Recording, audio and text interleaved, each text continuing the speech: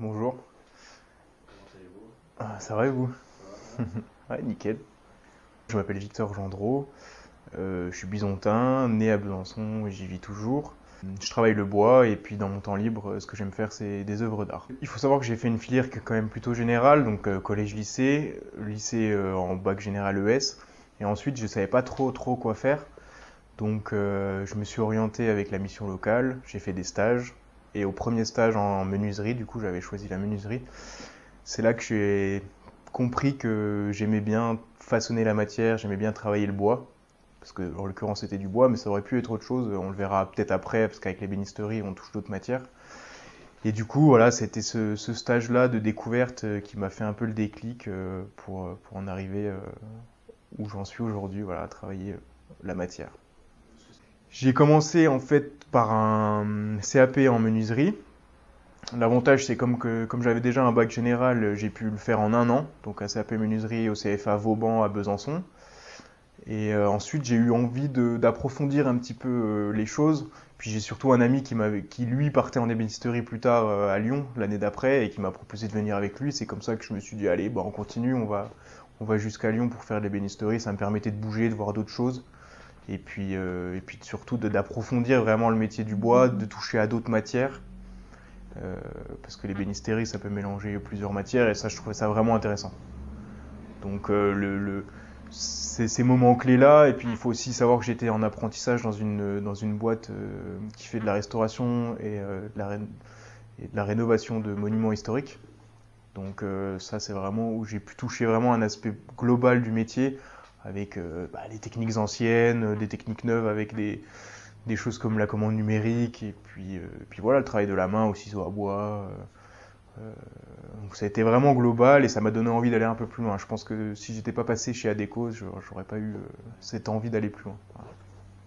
Au cours de l'année de CAP, j'ai vraiment découvert le métier et plus j'apprenais des techniques, plus j'utilisais des machines, plus j'avais envie d'en faire en fait et d'aller plus loin dans l'apprentissage de cette discipline. Au début, j'ai surtout fait des créations pour offrir. En fait, j'avais des idées dans la tête, des gens qui me disaient ah j'aime ceci ou cela, et puis je voyais que je pouvais le faire en bois. Et du coup, voilà, mes premières créations, ça a été des jeux de société, ça a été euh, je me souviens que j'ai fait un amplificateur de bois aussi dans un projet qui était libre à l'école. C'est un des premiers trucs que j'ai fait. J'avais une passion pour le skate, donc je m'étais fait un tremplin aussi pour le skate, c'était assez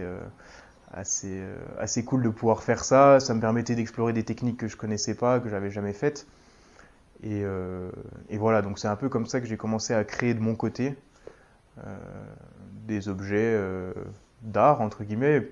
Puis j'ai tout de suite vu que grâce à l'art, je pouvais aussi exploiter la matière de manière assez libre, sans contrainte. C'est-à-dire que quand on fait un meuble, on a quand même des contraintes autres que quand on fait un tableau. Ça doit être résistant au poids, ça doit être résistant au temps. Il y a plein de caractéristiques qui sont assez limitantes que je ne retrouve pas forcément dans l'art. Donc c'est pour ça que je me suis orienté là-dessus, pour vraiment avoir de la liberté.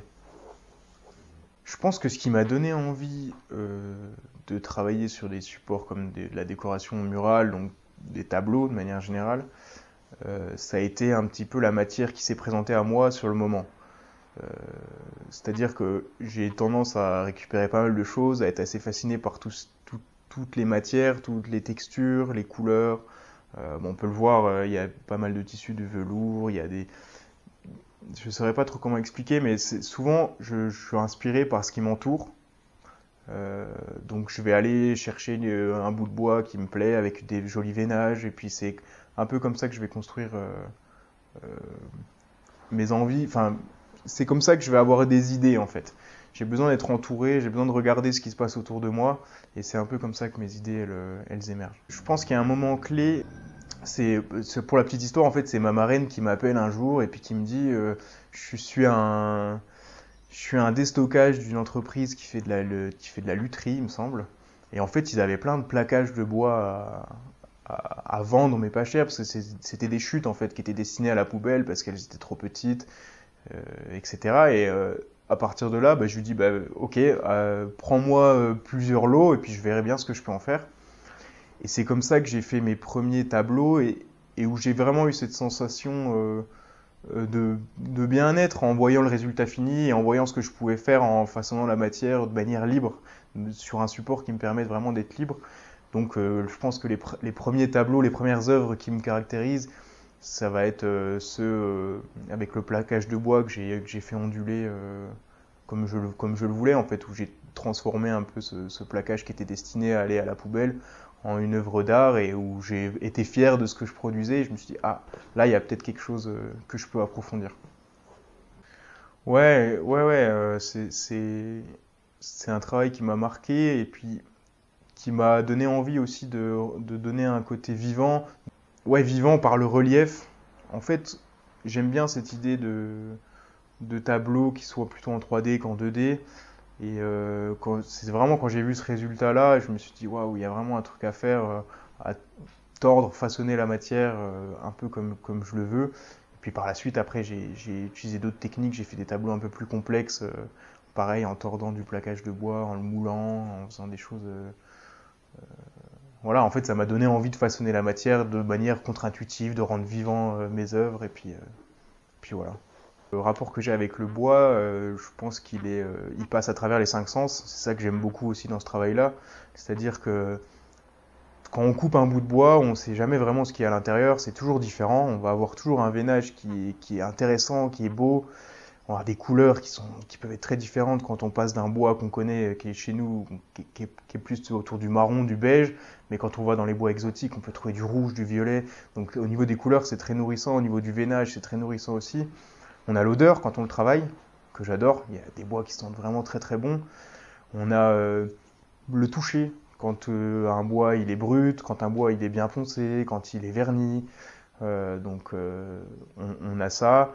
L'ouïe, bon, c'est un peu plus délicat parce qu'en général on travaille dans le bruit, donc on a tout ce qui est protection, etc. Pour le goût, c'est pareil, hein. J'ai découvert pas mal d'essences de bois différentes.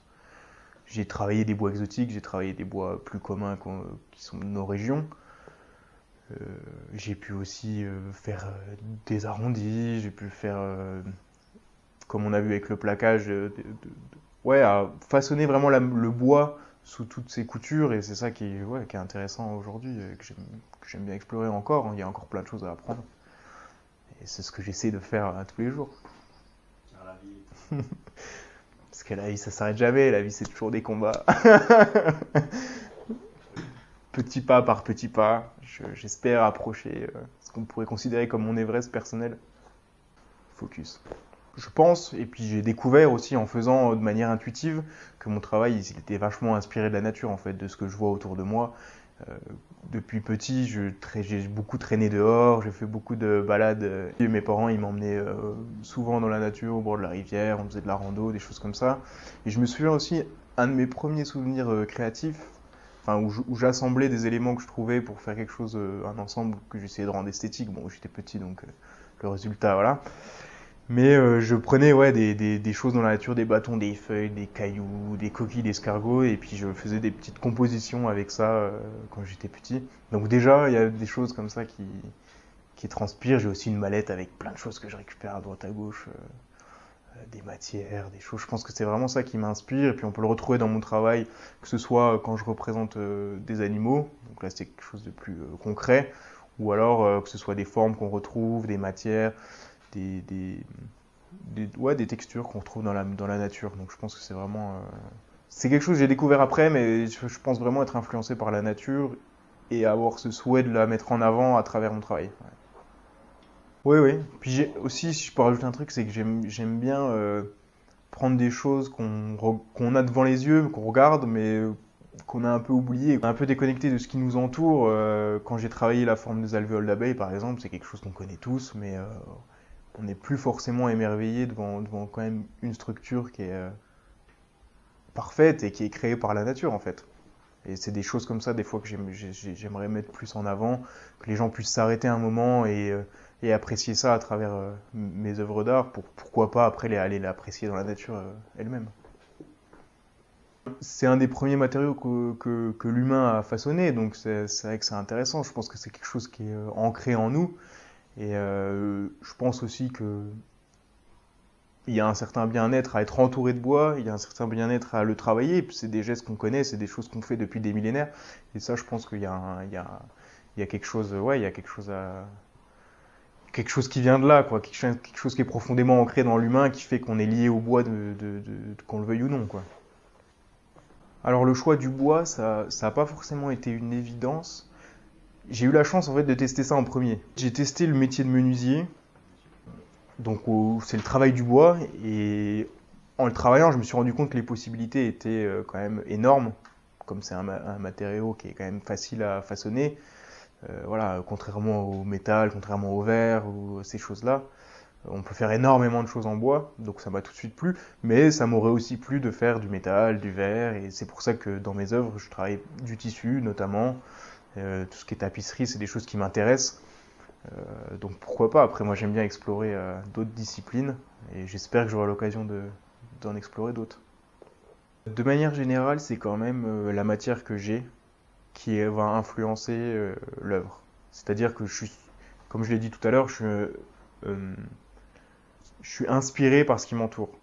Donc, quand je vais avoir un tissu ou je vais avoir un bois avec un veinage assez particulier ou une finesse particulière, c'est ça qui va me donner vraiment envie de travailler le bois. C'est plus la matière, ouais, qui va me donner une idée, ouais. En général, j'ai remarqué que je travaille vachement comme ça. Euh, Après, des fois, c'est l'inverse. Mais souvent, quand j'ai une idée, je sais déjà ce que j'ai dans ma possession, ce que j'ai à côté de moi qui peut aller pour réaliser ça, quoi. Quand je cherche mes idées, j'ai toujours cette dimension dans la tête de quel bois j'ai à disposition et quel tissu, quelle matière j'ai pour pouvoir réaliser mon idée, quoi.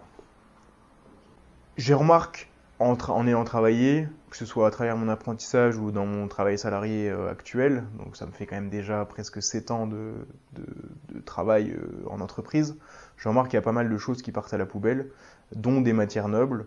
Euh, Tous les bois qu'on va travailler, c'est comme l'histoire du plaquage que j'ai récupéré, qui m'ont donné envie de travailler, de faire de l'art. Ce sont des chutes de production qu'on qu'on qu'on va brûler, qu'on va mettre à la poubelle, alors que c'est encore de la matière noble avec lequel on peut encore faire des choses. Et voilà, moi je trouve que c'est important. J'ai été sensibilisé aussi depuis petit à cette notion, voilà, à cette notion écologique. Donc tout ce qui peut encore servir, je tendance à le récupérer et on peut le retrouver dans mes œuvres. Voilà, c'est aussi ça le principe, c'est de pouvoir montrer quelque chose qu'on ne voit pas, que ce soit des aspects naturels en parallèle avec ce qu'on met dans les poubelles ou ce qu'on met au feu. Donc il y a ce parallèle à faire pour mettre en lumière des choses qu'on voit plus, des choses dont on n'a plus conscience, quoi. Il y a une approche écologique, ouais, dans mon travail euh, qui s'est un peu imposée par la force des choses finalement, hein, mais où je puise mon inspiration et qui me permet de faire des belles choses. En général, j'ai mes idées quand je travaille. Donc pendant mon travail salarié, quand je suis en train de bosser, c'est des moments qui sont assez calmes, qui sont assez introspectifs, je sais pas si on peut dire ça comme ça, mais où je suis dans ma bulle. Comme il y a du bruit, j'ai mon casque sur les oreilles et c'est des moments où voilà, je suis vraiment en train de travailler, je fais rien d'autre. Ça me laisse l'occasion de penser et souvent je vois des formes, je vois des matières, je pense à des choses qui m'envoient sur des idées. Et ensuite, je vois comment je peux les faire. Donc, il y a des fois une partie où je vais dessiner sur l'ordinateur, ce qui va m'aider à avoir un rendu, à me donner une idée globale du rendu. Par moment, je fais aussi du dessin. C'est pas ma plus grande qualité, mais j'essaye quand même de faire. Et puis je manipule beaucoup aussi. Je manipule beaucoup ce que j'ai, donc les bouts de bois, le tissu. Je les mets les uns à côté des autres pour voir ce que ça donne, s'il y a une harmonie qui se crée, comment je peux travailler la matière. Voilà, puis après je me fais ce qu'on appelle une étude de fabrication, donc je réfléchis un peu aux étapes de la fabrication pour voir l'ordre, puis pas faire d'erreur, pas perdre de temps, et puis y aller. Et puis c'est vrai que souvent aussi en faisant, ça m'arrive d'avoir d'autres idées en cours de route. Quand je commence une œuvre, il peut arriver que j'ai d'autres idées qui arrivent. Ça vient en faisant, en échangeant avec les gens, en vivant quoi. Finalement, ça peut être à n'importe quel moment du jour et de la nuit où je me dis, waouh, faut que je fasse telle ou telle chose, que j'arrive à représenter tel ou tel aspect de la nature, Ou je repense à un bout de bois que j'ai vu pendant la journée et je me dis, tiens, ça serait bien d'en faire telle ou telle œuvre ou de le mettre en valeur de telle ou telle manière. Donc voilà, mes idées, elles viennent un peu comme ça. Puis j'ai aussi une liste, c'est-à-dire que je note, à chaque fois que j'ai une idée, je note. Ça m'arrive d'avoir très très envie de la faire, donc j'essaie de la faire le plus rapidement possible. Des fois, l'intérêt il redescend, il revient plus tard. Donc ça dépend c'est à l'envie en général. Si j'ai pas un gros projet qui est déjà en cours, voilà, c'est ces choses-là qui déterminent un peu comment je vais choisir mes idées, comment elles arrivent, etc., quoi. C'est pas toujours bien structuré, non. Je me fais une idée globale dans l'étude de fabrication, donc je sais à peu près les étapes clés quand je fabrique, quand je fabrique une œuvre. Souvent, comme c'est des techniques que je n'utilise pas souvent ou que je ne connais pas forcément bien, eh ben, il y a des ratés, il faut recommencer. Et puis des fois, en faisant une autre technique, je me dis que ça pourrait être plus joli en faisant d'une autre manière. Donc les plans peuvent changer. Ça dépend aussi de la complexité du, du travail. Donc oui, ça change, ça évolue. C'est ça aussi qui est bien, c'est ça. Puis je pense que ça se voit aussi dans mon travail, et à ce côté vivant, à ce côté évolutif dans mes œuvres d'art, quoi. Je travaille souvent en deux parties. Donc à la maison, je fais tout ce qui est imagination, tout ce que je peux faire sans avoir besoin d'outillage. Donc il y a vraiment le côté euh, ouais, c'est en deux étapes. Il y a le côté réflexion et ensuite le côté application. Donc ça peut être ça mon. De toute façon, je suis obligé de passer par là, donc ça peut être ça un peu mon rituel, on va dire. Je me réserve toutes les choses qui nécessitent d'utiliser son cerveau, c'est à la maison, et puis après, je passe dans le faire vraiment quand je suis à l'atelier, quoi. Le bois, il peut être imprévisible, c'est-à-dire que, comme je l'ai dit tout à l'heure, on sait jamais vraiment comment il va réagir, suivant son veinage, suivant sa densité, suivant euh, comment il est sec, son taux d'humidité ou pas. Voilà, ces caractéristiques globales, chaque bois est différent et on peut avoir des surprises. En travaillant du bois exotique, j'ai eu des difficultés d'usinage, par exemple, parce que c'est un bois très dense, très gras.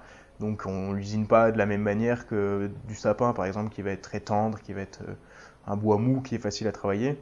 Donc il y a ces choses-là et je pense qu'ils sont surmontables par l'expérience. Plus j'en ferai, plus j'aurai l'habitude de gérer ces situations-là. C'est aussi dans ces moments-là que j'ai besoin de recommencer ou que j'ai un peu plus de finition à faire parce que l'usinage s'est pas passé comme je le voulais, qu'il faut que j'adapte mes outils aussi en fonction du bois, quoi. J'ai travaillé, quand je suis arrivé là où je travaille actuellement, eux travaillaient beaucoup avec du bois exotique. Donc c'est là que je me suis vraiment confronté pour la première fois au bois exotique et j'ai eu un coup de cœur pour un bois qui s'appelle l'Angélim rajado, que j'ai eu envie de travailler tout de suite voilà, avec les chutes de production, pareil. Et la première fois que j'ai essayé de faire une mortaise dans ce bois-là, j'ai cassé la mèche en fait, tout simplement. C'était quand même une mèche assez solide.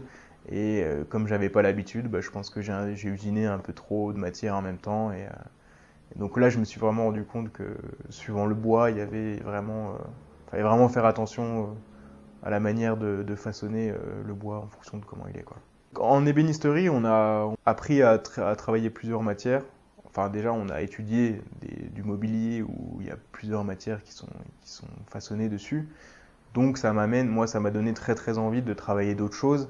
Et j'ai la chance de travailler dans une literie, dans une manufacture de literie. Donc, je suis au contact de la mousse, je suis au contact du tissu beaucoup.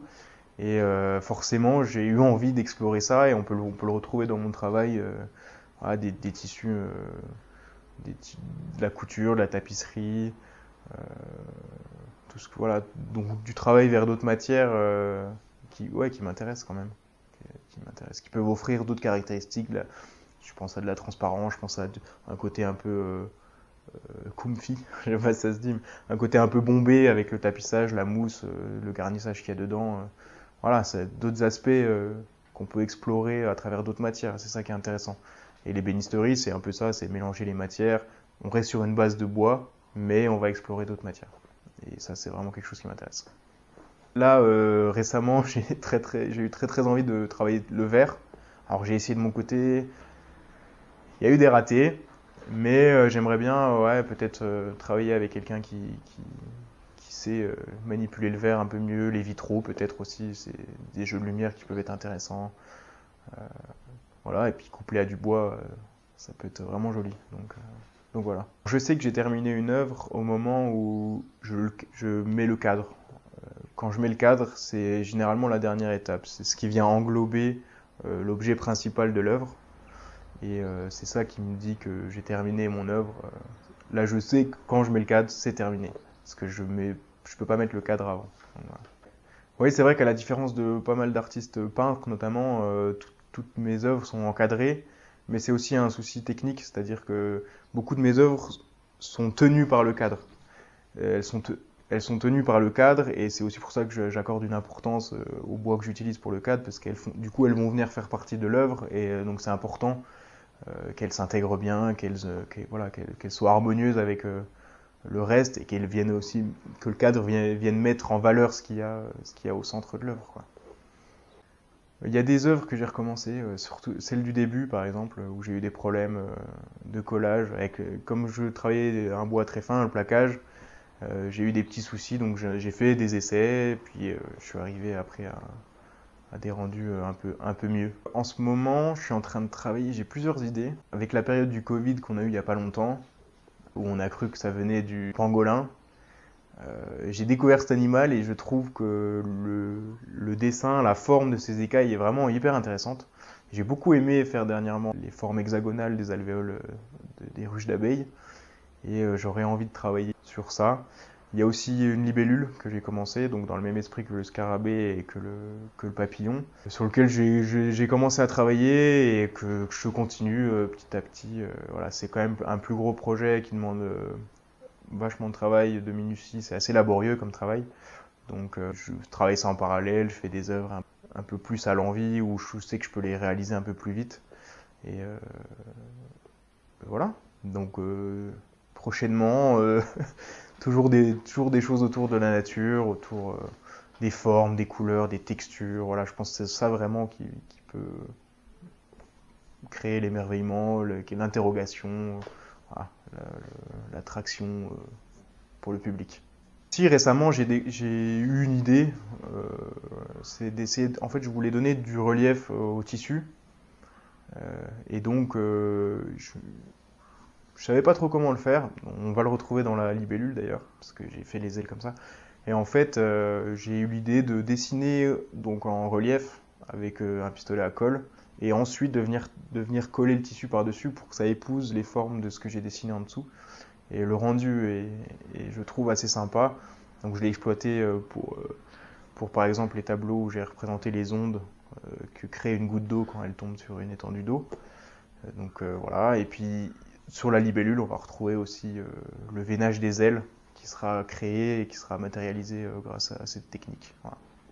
C'est vrai que c'est toujours délicat de montrer quelque chose qui vient de soi, surtout quand c'est dans l'art, parce que c'est une partie de nous, et c'est vrai que on a toujours peur peut-être d'être jugé, on a peur un peu de ce que les gens vont pouvoir dire, donc c'est dur de montrer son art. C'est plus simple de faire une chaise, c'est plus simple de faire une table, c'est quelque chose qui va avoir une utilité, donc qui va être beaucoup mieux accepté, alors qu'on peut avoir des avis différents par rapport à des œuvres d'art, quoi. Après, c'est aussi ça qui est intéressant. Quand on regarde une œuvre, ça crée pas les mêmes émotions chez les gens, et c'est aussi ça qu'on vient chercher. Je pense que les artistes de manière générale viennent chercher aussi ça, et moi c'est ce que je viens chercher. Alors, si les gens trouvent ça joli et que ça crée du bien-être chez eux, de l'émerveillement, que ça leur donne peut-être un sentiment de petitesse par rapport à la nature, voilà, ou peut-être même un lien qui font partie d'un tout, je suis heureux. Si ça leur plaît pas, ben, c'est pas grave, c'est l'émotion quand même. Non, pour l'instant, il n'y a pas d'exposition de prévue. J'ai deux, trois idées en tête. Je suis en train de démarcher des lieux pour pouvoir justement montrer mon travail. S'il y a des gens qui veulent me contacter, ce serait avec grand plaisir. Je vous invite à suivre sur Instagram la page Touche des Bois. Donc c'est comme ça que c'est sous ce nom-là que je réunis tout ce que je fais, toutes mes créations. Donc si vous voulez retrouver l'ensemble de mon travail, vous pouvez aller sur mon site internet touchedesbois.fr et là, voilà, vous pouvez découvrir la globalité de ce que je fais et de ce que j'ai fait par le passé. Et vous pouvez me suivre à travers ce média-là. Ouais. Merci pour d'avoir répondu à cette invitation. C'était très sympa. Bah, je vous remercie aussi. C'était l'occasion de m'exprimer sur mon art, donc c'est toujours intéressant, c'est toujours agréable. Voilà, merci à vous. Peace. Petit clap.